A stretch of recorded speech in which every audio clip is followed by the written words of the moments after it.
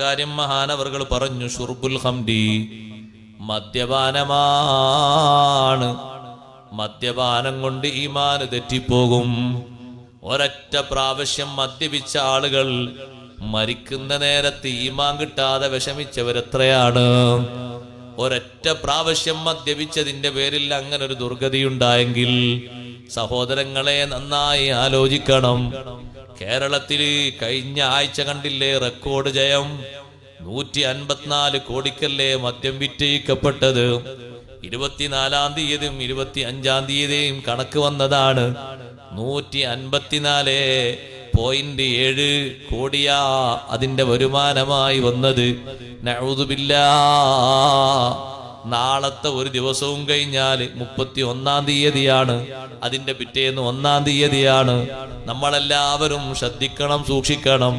അങ്ങനെ ഒരു പുതുവർഷത്തിന്റെ ആഘോഷം ഇസ്ലാമിലില്ല. അങ്ങനെ ഒരു പേരും പറഞ്ഞിട്ട് പുറത്തു പോകാൻ നമ്മുടെ മക്കളെയോ കൂട്ടുകാരെയോ അനുവദിക്കരുത്.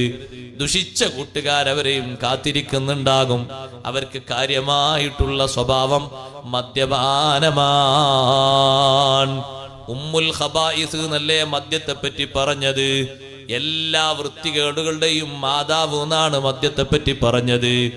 ആണുങ്ങൾ മാത്രമല്ലല്ലോ, പെണ്ണുങ്ങളും ഇപ്പൊ സജീവമല്ലേ? കണ്ടില്ലേ നിങ്ങളൊക്കെ ചിത്രങ്ങളും വാർത്തകളൊക്കെ വായിച്ചില്ലേ? ഒരു പെൺകൊടി മദ്യപിച്ച് ഉണ്ടാക്കി തീർത്ത ഹലാക്ക് എത്ര വലുതാണ്. നഊദുബില്ലാഹ്. കൊലപാതകങ്ങൾക്ക് പിന്നിലുള്ള രഹസ്യം മദ്യപാനമാണ്. കുടുംബ ഛിദ്രതയ്ക്ക് പിന്നിലുള്ള രഹസ്യം മദ്യപാനമാണ്.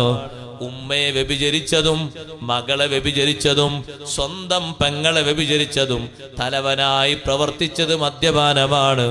എട്ടും പൊട്ടും തിരിയാത്ത കുട്ടിയെ വേശ്യാവൃത്തിക്ക് ഉപയോഗിച്ച് കൊലപ്പെടുത്തിയതിന്റെ പിന്നിൽ മദ്യപാനമല്ലേ മുൻകരുതലായി ഉണ്ടായത്?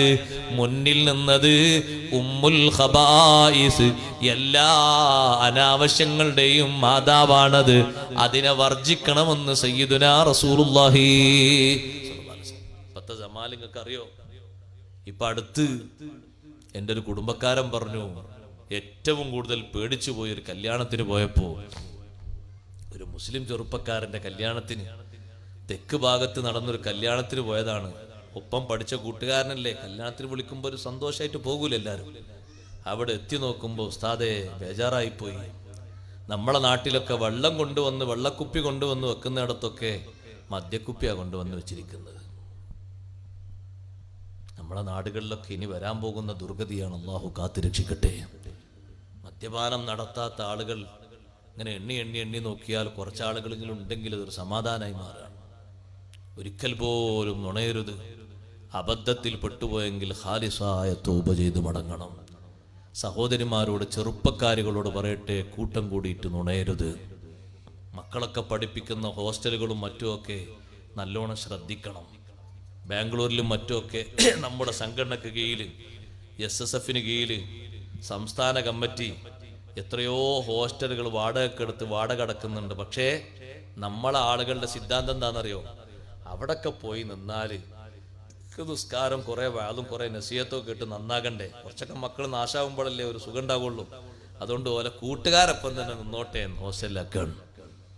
നല്ല മാർഗനിർദ്ദേശങ്ങൾ കൊടുക്കാൻ പറ്റുന്ന ദായികളായ ഉസ്താദുമാരെ വെച്ച് ഹോസ്റ്റൽ സംവിധാനത്തിന് ഫ്രീ ആയിട്ട് ചെറിയ കാശ് ഈടാക്കിയിട്ട് ഹോസ്റ്റലിലേക്ക് വിളിച്ചാലും നമ്മളെ ആൾക്കാർ നേരെ തിരിഞ്ഞിട്ടാവുള്ളത്.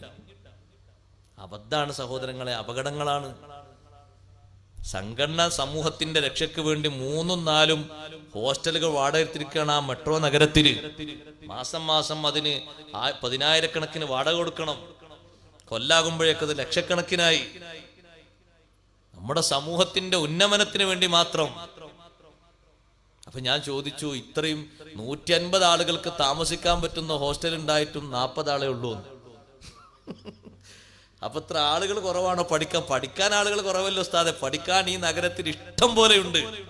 പക്ഷേ അവർക്കൊന്നും ദീനിയായി ജീവിക്കാനുള്ള ഹോസ്റ്റൽ വേണ്ട. അവർക്കും വേണ്ട, അവരെ വാപ്പാർക്കും വേണ്ട, അവരെ ഉമ്മാർക്കും വേണ്ട. കൂട്ടുകാരോടൊപ്പം അങ്ങനെ നടക്കട്ടെ, അതല്ലേ ഒരു എൻജോയ്. അങ്ങനെ ഒരു ഇംഗ്ലീഷെങ്കിലും പതെങ്കിലും ഇല്ലെങ്കിൽ നമ്മൾ കുടുങ്ങിയില്ലേ? അതാണ് ഇപ്പൊ എല്ലാവർക്കും വേണ്ടത്. എൻജോയ് വേണം, ഹാപ്പി വേണം. അതിന്റെ ഒരു കുറവാ. ഹാപ്പിയാണ് എല്ലാവർക്കും വേണ്ടത്. ഇതാ സഹോദരങ്ങളെ ഹാപ്പി. ദീനിയായി ജീവിച്ചുകൊണ്ട് ദുന്യാവ് പഠിക്കുക, ദീനിന് കേടുവരാത്ത രൂപത്തിൽ അത് പഠനം നടത്തുക, അതാ വേണ്ടത്. മദ്യപാനം എത്ര കണ്ടു കൂടുതലായി വരുന്നു എന്നതിന്റെ വ്യക്തമായ തെളിവാണ് പെണ്ണുങ്ങൾ വരെ പരസ്യമായി മദ്യപിക്കുന്നത് നമ്മൾ കണ്ടു തുടങ്ങുന്നത്. നഊദു ബില്ലാഹ്. ഇബ്നു മസ്ഊദ് റളിയല്ലാഹു അൻഹു പറഞ്ഞില്ലേ, മദ്യപാനം കഴിച്ചിട്ട് തൗബ ചെയ്യാതെ മരിച്ച വ്യക്തിയാണോ അവന്റെ ഖബർ നിങ്ങൾ മാന്തി നോക്കിക്കോ, അവന്റെ തല ഖിബിലയിൽ നിന്ന് മാറിയിട്ടുണ്ടാകും. അങ്ങനെയല്ലെങ്കിൽ എന്റെ തലയെടുത്തോ,